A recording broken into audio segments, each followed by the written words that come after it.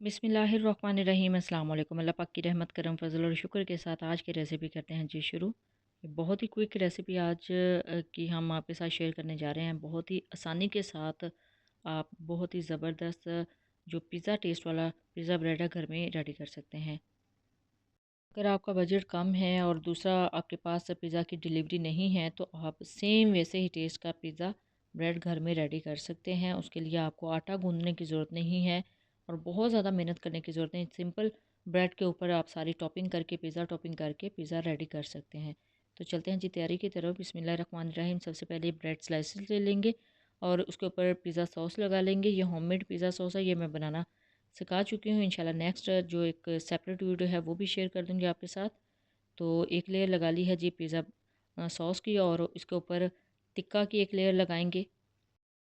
ये भी मैं बनाना सिखा चुकी हूँ आपको। पिज़्ज़ा की रेसिपी से इसका जो कंप्लीट मेथड है वो मिल जाएगा। आप बना सकते हैं इजीली टिक्का घर में। और इसके ऊपर लेयर लगा देंगे पिज़्ज़ा चीज़ की। ये बेसिकली पिज़्ज़ा चीज़ और चेडर चीज़ और मोज़रेला चीज़ का टेक्सचर है। तीनों चीज़ें को मिक्स किया हुआ है और बहुत अच्छे तरीके से इनको श्रेड किया है। एक लेयर लगा देंगे इसके ऊपर और फिर टॉपिंग करेंगे जी वेजिटेबल्स की। वेजिटेबल्स कलर के हिसाब से और टेस्ट के हिसाब से बहुत अच्छी लगती हैं इसकी टॉपिंग पे। और इसी तरीके से आप ऐड कर सकते हैं टमाटर, शिमला मिर्च, कॉर्न या फिर आपको जो और वेजिटेबल पसंद है यानी ऑनियन वो भी इसके ऊपर लगा सकते हैं। It's totally up to you. आप अपनी मर्ज़ी के मुताबिक अपने टेस्ट के मुताबिक इसके ऊपर वेजिटेबल्स लगा सकते हैं। फिर मैं यहाँ पे इसके ऊपर मैंने ज़ैतून भी लगाए थे यानी ऑलिव्स भी लगाए थे। यानी टोटली जितनी इसकी शेप आती है वो सेम वैसी प्रोफेशनल पिज़्ज़ा की तरह लगती है अगर आप ये सारी चीज़ें इसके ऊपर ऐड करते हैं। अब मैंने यहाँ पे कॉर्न ले लिए हैं। ये कॉर्न टिन में मिल जाते हैं इजीली। तो ये बहुत सॉफ्ट और बहुत मज़े का इनका टेस्ट होता है। और इसके ऊपर मैंने फिर लगा दी थी जी एक लेयर सारी वेजिटेबल्स की और साथ में ऑलिव्स भी लगा दिए थे। बहुत अच्छा टेस्ट आता है ऑलिव्स का भी पिज़्ज़े के टॉपिंग के ऊपर और साथ में प्याज भी ऐड कर दिए थे।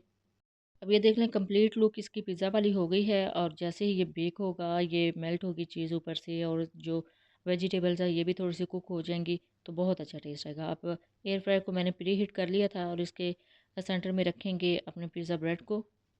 अब इसके ऊपर थोड़ा सा स्प्रिंकल करना था जी ऑरिगेनो। इससे बहुत अच्छा टेस्ट आता है, बहुत इसकी खुशबू आती है। और इसके साथ ही ऐड करेंगे कुटी हुई लाल मिर्च। पिज़्ज़ा की टॉपिंग पे आपने ये दोनों चीज़ें स्किप नहीं करनी। ये दोनों मसाले बहुत अच्छा इनका टेस्ट आता है। अब करेंगे हम एयर फ्रायर को स्टार्ट।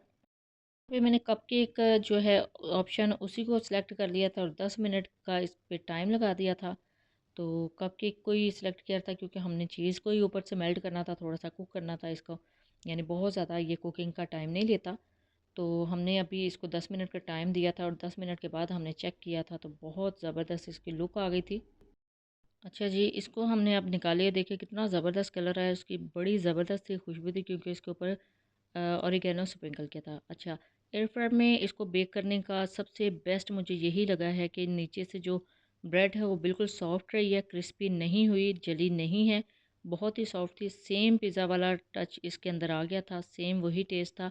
देख ले कितना ज़बरदस्त इसके ऊपर कलर आया है। मैंने बहुत ज़्यादा तो इसको टाइम नहीं दिया था लेकिन जितना टाइम भी हमने इसको दिया था बहुत अच्छा सा इसके ऊपर कलर आया है और बहुत अच्छे तरीके से चीज़ मेल्ट हुई है। तो ये थी जी आज की रेसिपी। आप बग़ैर आटा गूँधे, बग़ैर मेहनत के बहुत अच्छा पिज़्ज़ा घर में रेडी कर सकते हैं। जब भी बनाएँ अपना फ़ीडबैक ज़रूर दीजिएगा। दुआओं में ज़रूर याद रखिएगा। अल्लाह हाफ़िज़। Thanks for watching.